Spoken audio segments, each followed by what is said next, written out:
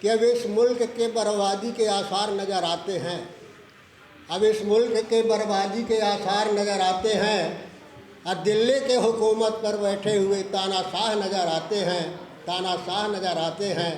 अरे जब ज़रूरत पड़ी इस देश को लहू की तो हमने दिया, आपने दिया, अब इन बेईमानों को हमें गद्दार नज़र आते हैं, हमें गद्दार नज़र आते हैं।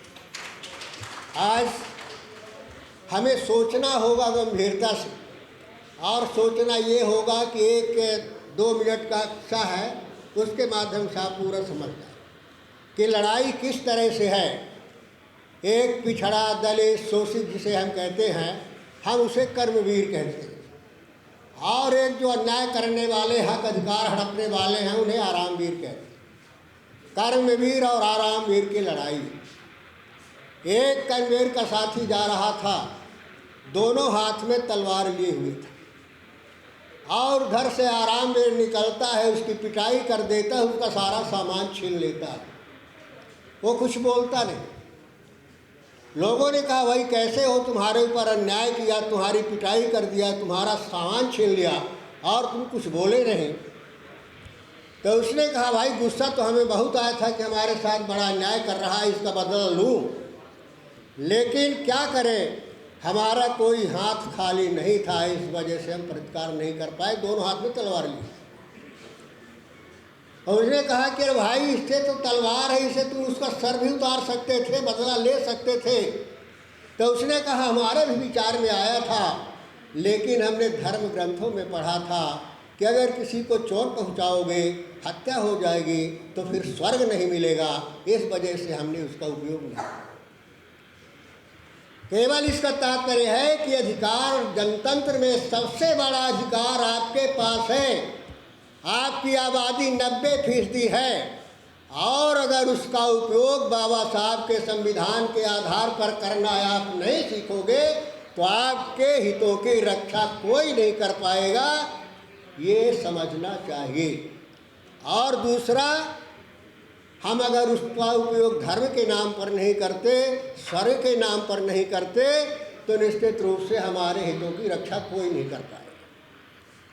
हम कहते हैं कि बाबा साहब ने जो एक वोट का अधिकार दिया है, 100 में 90% पिछड़े, दलित, गरीब, माइनॉरिटी के लोग हैं।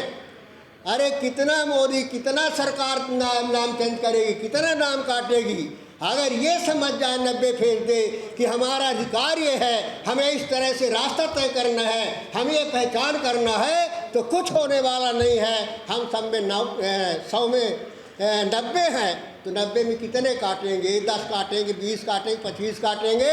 इसके बावजूद भी बहुमत इस देश में गरीबों का रहेगा, दलितों का रहेगा, पिछड़ों का रहेगा, उनकी सरकार बन सकती है, कोई नहीं रोक सकता। आज उसकी ज़रूरत है। आज हम बात करते हैं मंचों से, आज कांवड़ यात्रा काउंट होने वाले हमारे ये दलित और पिछड़े लोग हैं जो कांवड़ ढोने वाले हैं। और कथा भागवत जो हम धर्म के नाम पर सुनते, यही समाज सुनने वाला है। अगर ये इसको बंद कर दे, अगर उस पेड़ को सींचना, पानी, मिट्टी, जो मनवाद हम कहते हैं, अगर उसको मिट्टी पानी देना ये समाज बंद कर दे, तो आप से आपको ख़त्म हो जाएगा, उसकी कोई हैसियत नहीं रह जाएगी। ज़रूरत इस बात की है, जागरूकता की ज़रूरत, इस बात की है समझने की, जो हमें करने की ज़रूरत है। मैं ये निवेदन करना चाहता हूँ कि हमारा सबका फर्ज है कि हम इस समाज को जगाने के लिए अधिक से अधिक प्रयास करें। और जो आयोजन यहाँ हुआ है निश्चित रूप से प्रशंसनीय है, लेकिन इसका विस्तार करने की ज़रूरत है, गांव तक ले जाने की ज़रूरत है। और गांव के बीच में हमारा काम होगा तो निश्चित रूप से ज़्यादा सार्थकता आएगी, समझदारी आएगी, जागरूकता आएगी, और इस लड़ाई को हम लड़ सकेंगे। ये भारत वो देश है जहाँ 85% लोगों के ऊपर 15% लोग राज करते हैं। हमने आज तक ये नहीं सोचा कि पूरे वर्ल्ड के अंदर कोई ऐसी कंट्री नहीं होगी जहां 15% लोगों ने 85% लोगों को खरगोश की तरह दबोच रखा है। हमने जब देश आज़ाद हुआ तो ये नहीं सोचा कि जब अंग्रेज़ यहाँ से चले गए थे तो उसको भेजने के लिए ये कहा गया था कि अंग्रेज़ों को ये 150-200 ये कारण हैं जिनकी वजह से ब्राह्मणों ने अंग्रेज़ों को भगा दिया। साथियों, सवाल ये उठता है कि अंग्रेजों को ब्राह्मणों ने फर्ज करो इन कारणों से भगा दिया, तो क्या अंग्रेज पागल थे क्या कि उन्होंने 85% लोगों को सत्ता ना दे के इन 15% को सत्ता दी? साथियों, मेरे कहने का मतलब ये है कि जब देश आज़ाद हुआ हमें बहुत बढ़िया मौका मिला था इस देश में तरक्की करने का, हमने वो कुछ नहीं किया। हमारे पास तो एक ही मुद्दा था, ब्राह्मण विदेशी है, DNA नहीं मिलता, घोड़े पे आए थे, गधे पे भेजे गए। साथियों, ये सुन सुन के 15% लोग मेरे ख्याल से खुद भयभीत से भी हुए, क्योंकि उन्होंने सोचा कि इनके हिप्स के पीछे झाड़ू भी नहीं बनती, मुंह के आगे प्याला भी नहीं होता, कभी ये सारे लोग इकट्ठे ना हो जाएं। तो फिर इन्होंने क्या किया, हमारे 80 करोड़ लोगों को 5 किलो अनाज के ऊपर आश्रित कर दिया। नरेंद्र मोदी ने कहा, भाइयों बहनों, मैं 5 साल के लिए 5 किलो अनाज 80 करोड़ लोगों को फिर दिसंबर 2023 में मुफ्त देता हूँ। ये इसलिए किया गया क्योंकि हमें मौका मिला था तरक्की करने का, हमने वो मौका खो दिया। हमारे साथियों, सबसे बड़ी प्रॉब्लम ये है, हम इन लोगों की बुराइयां करते, अपनी कभी हमने गिरबान में झांकने की कोशिश नहीं की कि हमारे अंदर अगर काबिलियत ही होती तो ये बहुजनों को, माइनॉरिटीज़ के लिए ये प्रोग्राम नहीं करने पड़ते। हम माइनॉरिटीज़ के लिए मेजॉरिटी के लोग प्लान कर रहे हैं कि हमें निजी क्षेत्र में भी आरक्षण मिलना चाहिए। कॉलेजियन सिस्टम भी इन्होंने अडॉप्ट कर लिया। ये क्यों किया इन्होंने ये इसलिए किया कि हर तरह के संसाधनों के ऊपर 100 कार्ड अपर कास्ट का 90% से 100% तक कंट्रोल है। तो इन्होंने ये सोचा कि ये कंट्रोल सुप्रीम कोर्ट और हाई कोर्ट जजेस के अंदर भी होना चाहिए। साथियों, ये कोई कानून को नहीं मानते। कानून में बहुत क्लियर लिखा हुआ है, कॉन्स्टिट्यूशन ऑफ इंडिया में, कि president shall appoint supreme court and high court जजेस। तो इन्होंने क्या किया, एक होता है एडवोकेट ऑन रिकॉर्ड, वो व्यक्ति सुप्रीम कोर्ट या हाई कोर्ट में प्रैक्टिस करे या कहीं पे भी प्रैक्टिस करे, अगर वो 7 साल की उसकी प्रैक्टिस है, वही व्यक्ति एडवोकेट रिकॉर्ड का एग्ज़ाम दे सकता है। तो इन्होंने क्या किया, एडवोकेट रिकॉर्ड के जो एसोसिएशन होती है उसको प्रेरित किया गया कि हमारे ऊपर कोर्ट में केस करो। तो SP गुप्ता केस के अंदर इन्होंने एक कोलिजियम सिस्टम अडॉप्ट किया। उसमें क्या प्रोविज़न किया कि इस सुप्रीम कोर्ट और हाई कोर्ट के जजेज ही अपॉइंट करेंगे किसी भी व्यक्ति को, जबकि कॉन्स्टिट्यूशन तो बहुत क्लियरली लिखा हुआ है कि supreme court and high court जजेज shall be appointed by president of India. अब ये प्रेसिडेंट ऑफ इंडिया को तो एक लिस्ट भेजते हैं और वो टिक लगाते हैं और ये अपॉइंटमेंट कर देते हैं। तो मेरे कहने का मतलब ये है कि हमें सबसे पहले जानने की बहुत ज़रूरी है, हम लोग शिक्षा के ऊपर बहुत गौर देते हैं, वो कंसेप्ट टोटलिटी को लिए हुए नहीं है। महात्मा बुद्ध के पास कोई व्यक्ति आया, कहता है इसको ज्ञान दो, कहता नहीं भाई इसको खाना खिलाओ, तो मरने वाला, आप कह रहे हो 2 दिन से भूखा है, कहता नहीं इसका उद्धार हो जाएगा। कह रहे बेटा इसका उद्धार नहीं होगा, ये भूखा मर जाएगा और मेरा ज्ञान नहीं समझ आएगा इसको। तब महात्मा बुद्ध ने कहा था, गरीबी सबसे बड़ा रोग है, सबसे बड़ा अभिशाप है।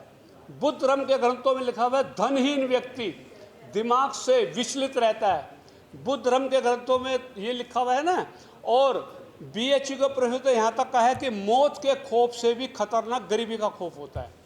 हमें जो ये बोला जाता है ना, शिक्षित बनो शिक्षित बनो, ये कंसेप्ट बिल्कुल गलत नहीं है, क्योंकि शिक्षा आएगी तो ज्ञान आएगा, लेकिन शिक्षा के लिए हमें पैसे की भी जरूरत पड़ती है। इसका ये एग्जाम्पल ये है कि UK के अंदर भारत का वो व्यक्ति प्राइम मिनिस्टर बना, ऋषि सुनक, जिस देश ने हमें 200 साल गुलाम बनाया, क्योंकि उसकी 1 साल की 45 लाख रुपए फीस हुआ करती थी हर साल की, और वो वहाँ की महारानी से भी ज़्यादा उनकी प्रॉपर्टी थी। तो ज़िंदगी का आधार एजुकेशन नहीं होती, पैसा होता है। जब हमारे पास पैसा होगा तभी तो एजुकेशन आएगी। जब कार्ल मार्क्स ने कहा था कि बेसिक स्ट्रक्चर के ऊपर सुपर स्ट्रक्चर टिका हुआ है, जब हमारा देश आज़ाद हुआ तो उसके बाद लोगों ने जो एक मुहिम छेड़नी थी वैज्ञानिक दृष्टिकोण डेवलप करने की, वो ना करके ये धर्म की आड़ में चले गए। और इनका एक ही काम होता है, देवी देवताओं के बारे में उल्टा पुल्टा बोलना, ब्राह्मणों के लिए गलत बोलना, औरों के लिए गलत बोलना, अपनी कमियों को ना ढूंढना। हमारी सबसे बड़ी प्रॉब्लम साथियों ये है, मैं आपको छोटा बता दूं, मैं 1985 में इंडिया के टॉपर्स में था, पंजाब नेशनल बैंक के प्रोबेशनरी ऑफिसर में। मैं हंसराज कॉलेज से हूँ, तो मुझे इन्होंने दिल्ली में रखा। तब मैंने दिल्ली से LLM में रिजर्वेशन पे बुक लिखी। फिर मैंने उसके बाद नेट में जूनियर रिसर्च फेलो पास किया।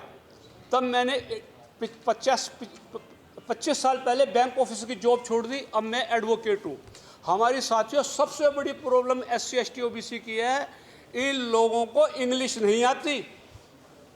अभी ये सुप्रीम कोर्ट के वकील आए थे साहब, मलिक साहब, इन्होंने ये नहीं बताया कि सुप्रीम कोर्ट में 100 कार्ड प्रकाश के वकील 2-2 करोड़ की कार में घूमते हैं, 50 लाख पर डे कमा लेते हैं, और हमारा वकील उसको बोलो मैं जाता हूँ को क्या बोलते हैं, तो वो बोलते हैं आई एम गो।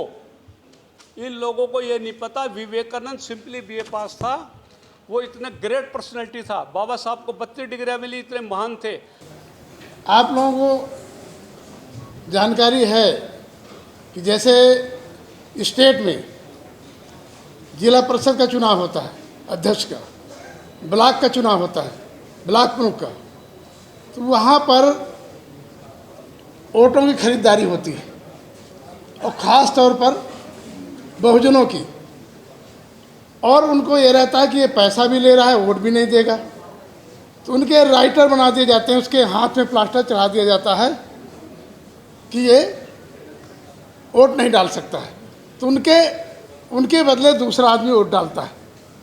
तो हमें जो लग रहा है, जो बाबा साहब अम्बेडकर ने हमको वोट डालने का अधिकार दिया, आज वो खतरे में है।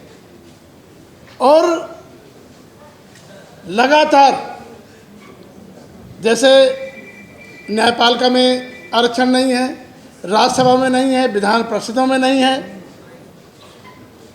और लगातार सरकारें, जो बीजेपी सरकार है 2014 से, किस तरह से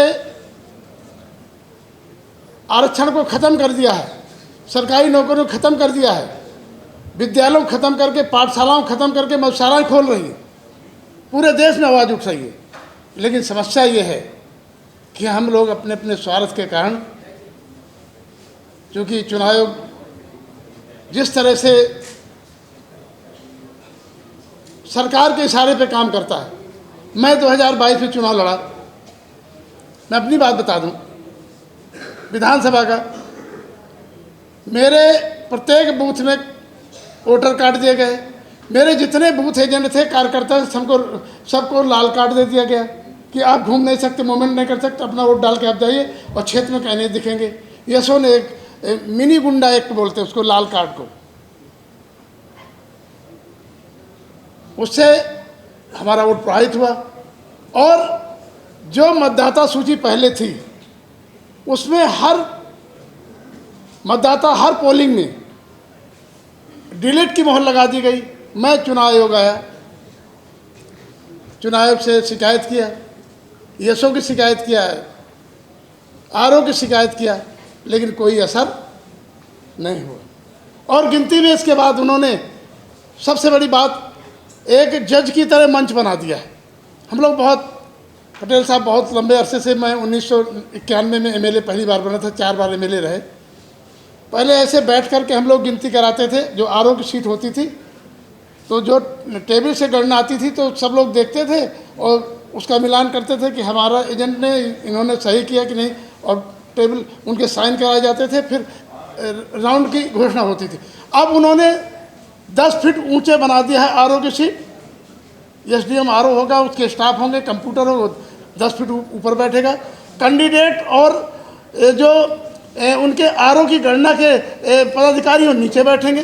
भाई क्या नीचे देखेंगे, क्या देखेंगे, क्या मिलान करेंगे? वहाँ से जो सीट आ रही है अदर पार्टियों के, नोटा के, सबके आ रहे हैं। जो हार रहा है, तो जो हार रहा है उसको जिताने के सबके वोट मिला करके प्लस माइनस करके उन्होंने टोटल बराबर कर दिया, उसको जिताने का काम किया। ये हो रहा है, तो इसके लिए लड़ाई जनता के बीच जाना पड़ेगा, जनता को हमें जगाना पड़ेगा। बहुत सारे सवाल हैं, और चूँकि एक हमारे बुजुर्ग हैं, साथी बीमार हैं, उनको मुझे अस्पताल देखने जाना है। जो आधार कार्ड आधार कार्ड का फर्जीवाड़ा हो रहा है, तो क्यों नहीं सरकार इसको जो है जिस तरह से एटीएम कार्ड बनता है, प्लास्टिक कार्ड बनता है, क्यों नहीं इसको बना रही। आज आधार कार्ड के चक्कर में कितने लोग जो है आधार कार्ड नहीं बनवा पा रहे, तो बच्चों की शिक्षा नहीं हो पा रही, कहीं उसका अंगूठा मेल नहीं कर रहा। हमारे यहाँ पूरे प्रदेश भर का लखनऊ में बना दिया। मैं एक दिन लखनऊ में गया तो वहाँ छोटे छोटे बच्चों को लेकर के वहाँ हज़ारों आदमी खड़े थे।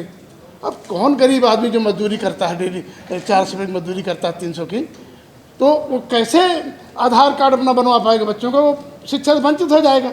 और उसमें कर दिया कि 6 साल से नीचे के बच्चे का एडमिशन नहीं होगा, सारे स्कूल इसलिए बंद किए जा रहे हैं। बहुत सारे मुद्दे हैं, तो मैं आयोजक साथियों को बधाई देता हूँ, मीडिया के साथियों को बधाई देता हूँ जो हमारी बात को, हमारे साथियों की बात को, हमारे प्रोफेसर्स हैं जिन्होंने तमाम आंकड़े निकाल करके, हमारे IAS अधिकारी और पुराने साथी हमारे MP साहब हैं, सब लोग हैं, इन लोगों ने जो रखा है, तो हम भी अनुरोध करेंगे कि हमारी आवाज़ विधानसभाओं से, लोकसभा, राज्यसभा से जाए और जन जन तक पहुँचे। चूँकि एक मंच है, जब हम लोगों को मौका मिला, हमारे राजमणि जी बैठे हैं, हम लोगों को मौका मिला, तो कोई ऐसा सत्र नहीं जाता था जिसमें हम बहुजनों की बात ना करते हों, और उससे फ़र्क पड़ता था।